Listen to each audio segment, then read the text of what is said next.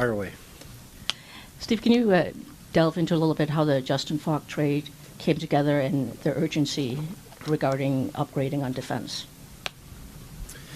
Well,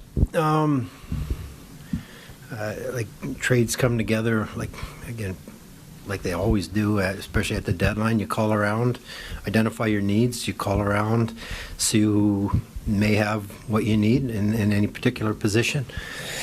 And then you kind of work away at your options and what the cost of it is, and you weigh it all and then make a decision. Do you want to do it or not want to do it? So, overall, throughout the course of the season, standings-wise, we're in a pretty good spot. Looking at, with a young decor that we had some new faces this year, and just off the top of my head with Axel playing, and truthfully, we at the end of last season we projected him to be in GR. Played very well and has really helped us. Jacob Bernard-Docker, who we signed as a free agent, has really helped us and been a very good player. And in the time he's in the lineup, Travis Simonik has done what we've expected and needed him to do, and he's been a good soldier and played in the right, did whatever he could and has handled the role as good as we could ask. We felt, we're asking a lot of Axe to play in that 4 spot, or the second pair on the right side. Ultimately, we'll see how this thing shakes out, but in acquiring a guy that's played in the top 4, played in all situations, solidifies our decor a little bit. Steve, did the roster freeze with the Olympic break and then the changes to the salary cap, did that impact or affect at all how you guys approached and even navigated the deadline? No, the Olympic break was, had no impact on how we handled the deadline. The salary cap, I think, affected every team at the deadline here, meaning, teams could keep their players or had the option of keeping their players, and just everybody's got more cap space, and a lot more teams, I should say, have more cap space, which gives them more flexibility. So how it affected their trades and whatnot, I got to look at everything now. It wasn't really an impact on us. I'm guessing there was less need for teams to retain salary in some of the trades with the cap going up. There aren't as many teams that are jammed tight to it as they've been in the last few years, but neither really affected our approach. Steve, what went into the decision to reacquire David Perron? How concerned are you about the fact that he's still on IR, and also how much of an interest was there in other names of major forwards out there like Robert Thomas or an Elias Peterson? Well, I'll start with, we know exactly, when you make a trade, you dig in on the players and their health and whatnot. We're entitled, although we can't do a physical, although if a player were to come and not be healthy potentially, or anything disclosed on a trade call, you have the option of filing a grievance. So we share all the information on these players, and we know exactly what David's injury is. We know exactly where he is in his rehab, and we anticipate him being 14 days away roughly from playing, and we're comfortable to do that, make this trade with him. We think he brings a lot to our table. We had him before. We really liked him. He brought a lot to our team on and off the ice. And in 14 days, we think he'll be back. We expect him. Setbacks can happen. There is some risk to acquiring a player that is on IR, but even a healthy guy could step on the ice tonight and get hurt. But again, we know exactly where he's at in his rehab. We know the procedure. We expect him to be 100% in approximately 2 weeks, and we're okay with that. And I know there was a second part to your question. Oh, sorry. I can't comment on other teams' players, but I would say to you, for what we felt our needs were, we talked to every team that had players with our needs and talked about the possibility of a deal, explored trades, what the fits were, what we were willing to do. Some there was just no fit as what the other team was looking for. We didn't have that. and others, the deal just wouldn't work. So safe to say, all of our needs, we talk to every team that has those type of players, and we're willing to move them. Yeah, so it was kind of my question there, Steve. I mean, were you close to a lot of things today, or was it kind of slow, basically, or this trade deadline compared to others of previous years? I haven't seen what all has happened today, so I'm not really sure. Our specific needs, we were looking for a forward and a D-man, and we were able to address both. We looked at a lot of different things and big deals, and most of the deals players we're talking about where it was involving our picks and our prospects, and were we ultimately close on other things? Up front on the forwards, probably not. We knew that going back a few days that we're probably not going to get any of the big names out there, whatever you want to call it. But on the D, you're going back and forth and trying to pin it down, and the teams that you're talking to, ultimately we don't know what they're doing on the other end and not sharing it with us. So it's a little bit of you're kind of guessing, a little bit of poker maybe, and ultimately we were looking at different options, varying options, even like less expensive deals or whatnot for potential D-man. So there's very, older, younger, late round pick, mid round pick, things like that, prospects. So a lot of things to talk about, and this was what we felt was what we had to give up the best fit. Steve, I'm sure it's happened before, but I don't ever recall a player going for 3 second-round picks, right before the trade deadline, and there seemed like the cost of players was higher. And of course, you knew, and you're very experienced at doing this, what they were asking for it. But when teams started to pay those prices, did you get a little concerned about what you were going to be able to accomplish, or did you think, I'll figure out a way to get it done? Yeah, concerned. It's just uncertainty. You don't really know, and it's funny. We all value players differently, and we're all in different situations as far as where we are in our goals and our expectations. So, some deals we all might scratch our head at, but you understand why and why they get done. So. Sometimes some deals, and when you're a seller, you're looking at one deal and it's like, geez, like I got a more valuable player than that. He scored more, he has more term or whatnot. Why can I not get that for the player? It's a funny time, and every team is at a different stage, different expectations. Those teams that are all in and going for it, you see them, they're more willing, their picks are later and whatnot. They're just more willing to throw them out there, where teams in our situation, you're a little bit more hesitant to be just throwing your picks and prospects because we've got work to do. And then your thoughts on the Elmer Soderblom trade? Well, Elmer he's been in and out of our lineup, and ultimately we're not like trying to throw everything in, and we felt like I've got a third-round pick for Elmer. Part of our trade with St. Louis was a third-round pick.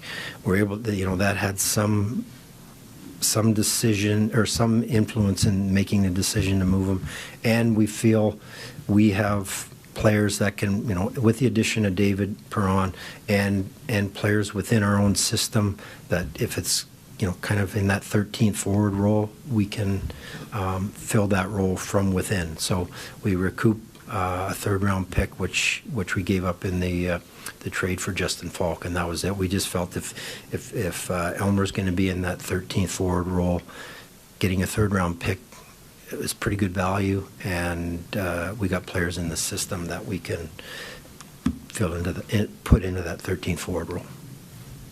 Steve, after the team struggled the last couple of Marches, how much better do you feel about this roster now, just with these two moves and just with what you've already had?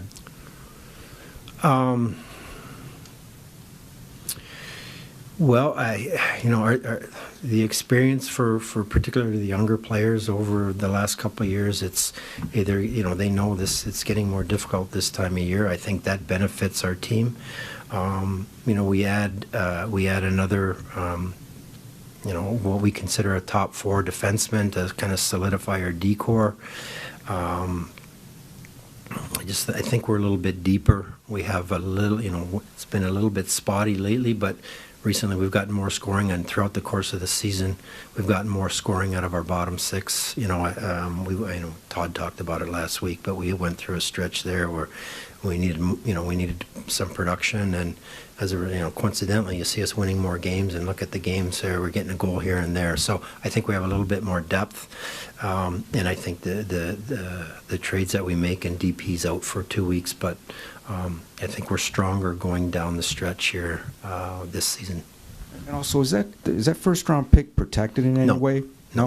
Okay. Steve, you talked about more teams being able to keep their players. Faulk obviously has a year of term. Did you feel like that was part of kind of the market factor this year, was drier free agency markets, and maybe accelerate the need to get a guy with some term?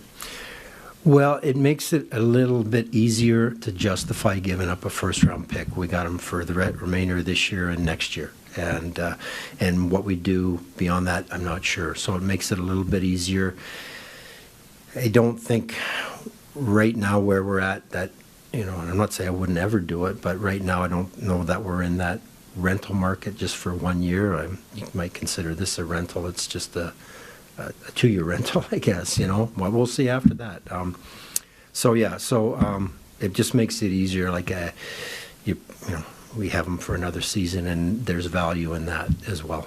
And then with Axel, I know you guys made him playoff eligible for the American League today. Do you see him finishing out the year here? Is it possible that he could play? I know he's only played 11, 12 minutes some of the last few games. Yeah, well, he'll play. He's playing tonight. We just wanted, number one, we wanted to make him eligible to play down there. I don't know what happens from here on in, but Justin Faulk, we expect him to join us for New Jersey, and I'll sit down with Todd here and in the next day to see what his plan is for our decor, and we'll just kind of play it, like, we'll see how this all plays out. We feel we have good depth on D. Ultimately, whoever it is, if it's a young player that's just like, just you mentioned Axe specifically, so if he's sitting in the stands and not playing, and I don't know that that's going to happen, I'm not sure what Todd will do with the lineup, and performance will ultimately decide that. But it gives us the option to assign him there, and come playoff time, we can make that decision. It just gives us the option. We have the 5 recalls, and just use the 1 recall, bring him right back, and we'll go from there. Steve, you said early on you kind of knew you weren't going to be in on those big-name forwards, that you weren't going to be able to get them. Was that because the prices were too high or going to be too high, or were you not yet prepared to make that big of a move, like for one of those names?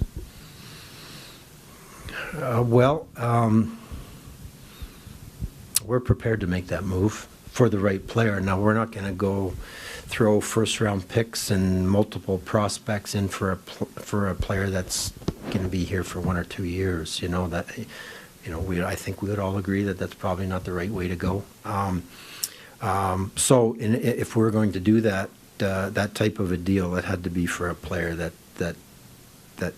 one, we really, really value the player, and then 2, he's going to be a part of this for the long term. I'll say that. Because a lot of those big names didn't get moved, does that kind of indicate the prices were astronomical or up there? I guess here's what I would say, and is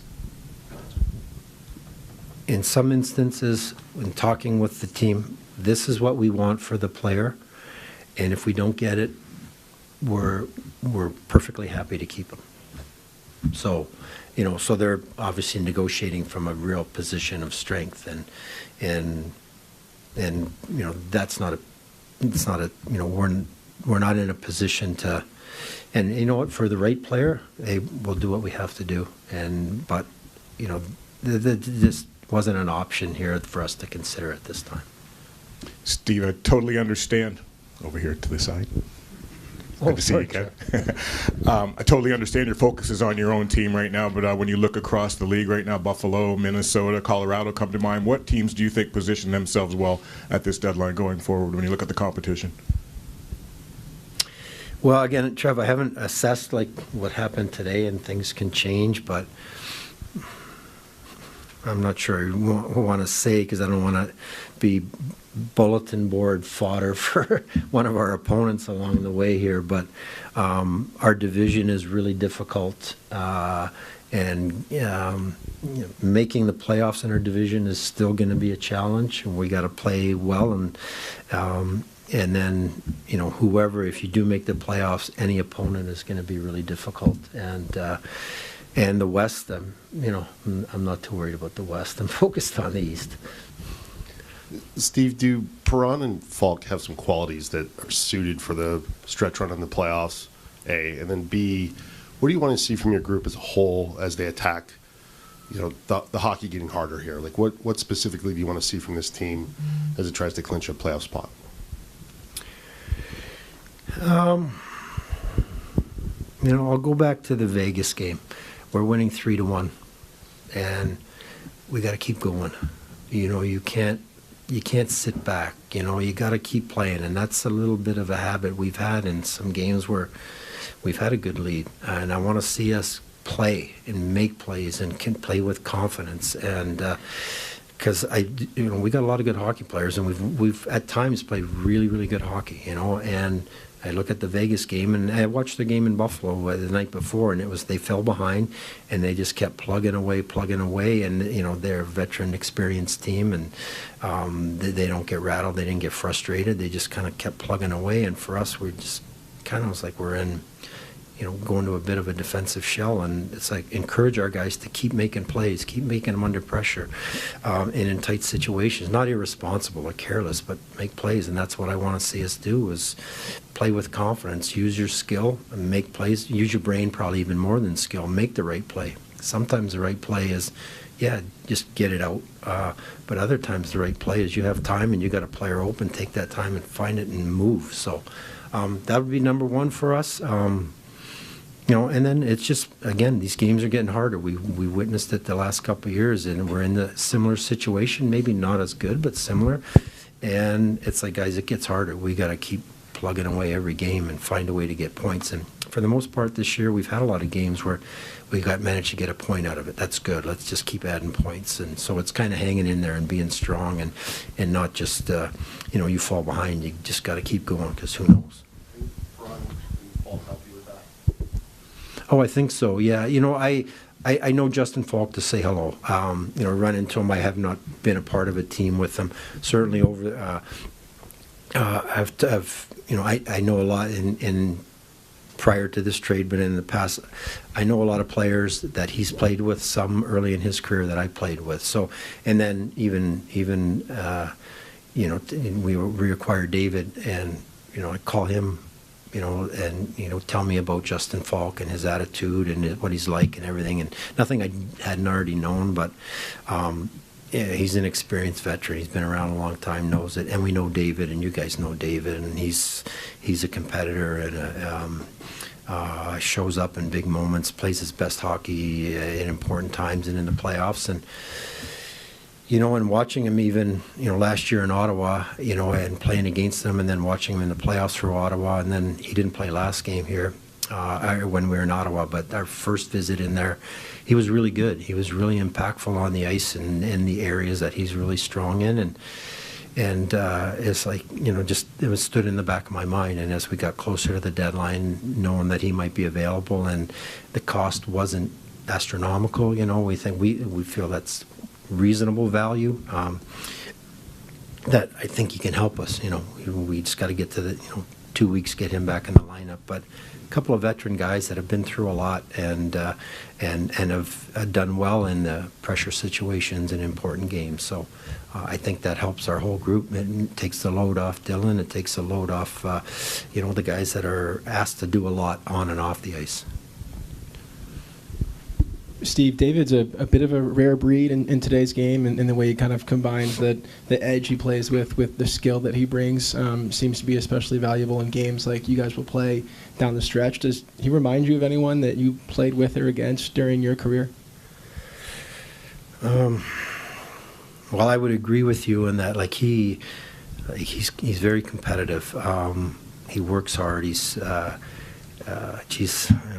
He's a good combination of, he's got good puck skills, he's got good sense, and he does play hard. He's probably a lot bigger and stronger than maybe even looks. Like he's a powerfully built guy. So, you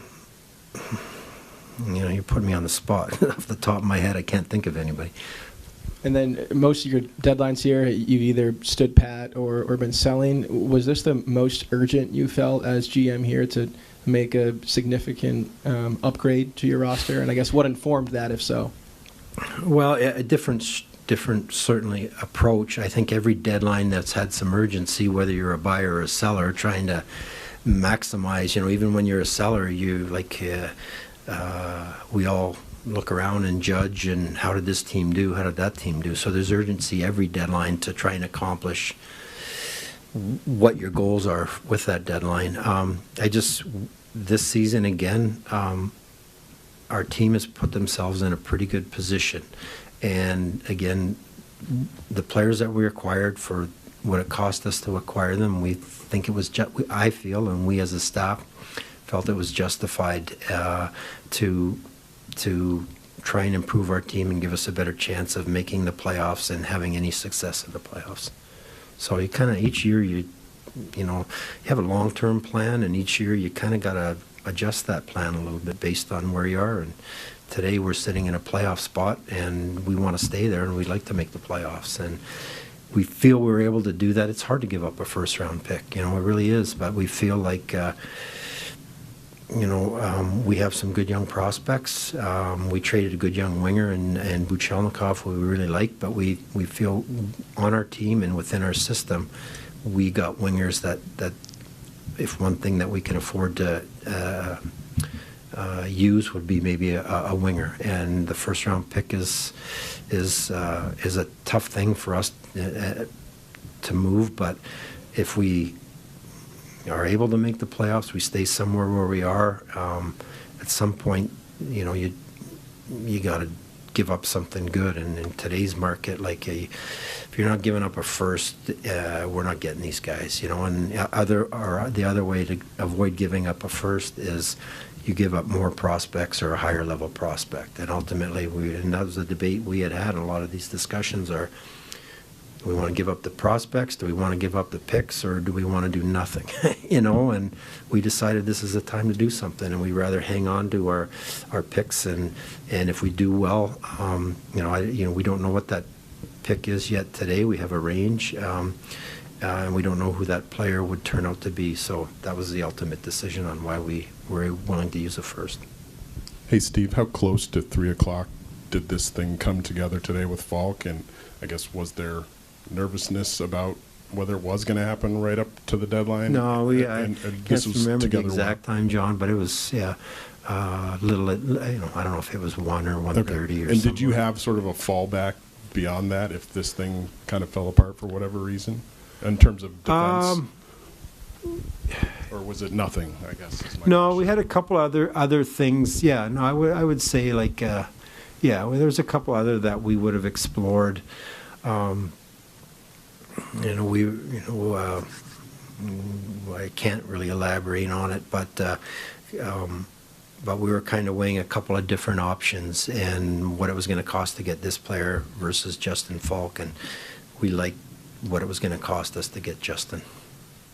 Steve, at the end of last year, you told us that you had brought in a number of new faces to the analytics department in that area. I'm curious how you feel that over the last few months and then going into today that helped you or shaped your perspective differently than the approach in years past, other than the context of this team performing differently this year? Well, Brian Campbell is the head of our analytics department, and that's the person I deal directly with. We get summaries on everything, you name it, from draft analysis to contracts to everything. I deal right with Brian, so that's more of a question for him.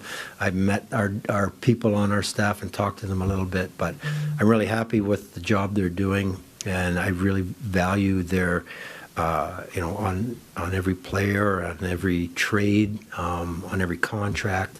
Just look at it from an analytical perspective. Tell me what the numbers say, the data says, and we match that up with I don't know what the right term, with what our eyes and ears and experience tell us on the athlete or on the way we play and everything. So it's very, very helpful and helps you make all your decisions. But our staff has grown, and I think they provide us and our coaching staff with very, very valuable information. Great. All right. Thank you. Appreciate it. Hey, Jen. How are you? All right.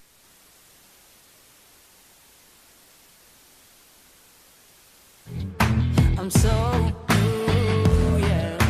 I know that I can make it through. I'll keep on fighting. Watch me go. I'll be living in a better world. Ooh, you never bring me down.